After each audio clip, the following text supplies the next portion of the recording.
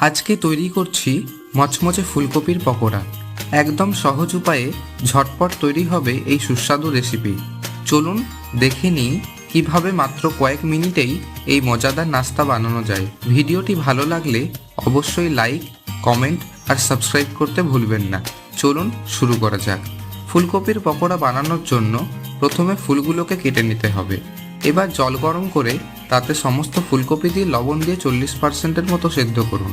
এবার একটা পাত্রে আদা রসুন বাটা, ধনে গুঁড়ো, জিরে গুঁড়ো, লঙ্কা গুঁড়ো, tomato ketchup, red chilli sauce, vinegar, বিট লবণ ও স্বাদ মতো লবণ দিয়ে খুবই সামান্য জল দিন।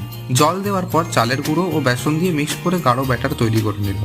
এবার কেটে রাখা ফুলকপি ব্যাটার দিয়ে উপর থেকে কর্নফ্লাওয়ার দিবেন ও ভালোভাবে হালকা হাতে মিক্স করবেন। মিক্স হয়ে গেলে কড়াইতে তেল গরম করে একটা একটা করে ফুলকপি ছেড়ে ব্যাচ ওয়াইজ ভেজে নেবেন। ব্যাস, ফুলকপির পকোড়া রেডি।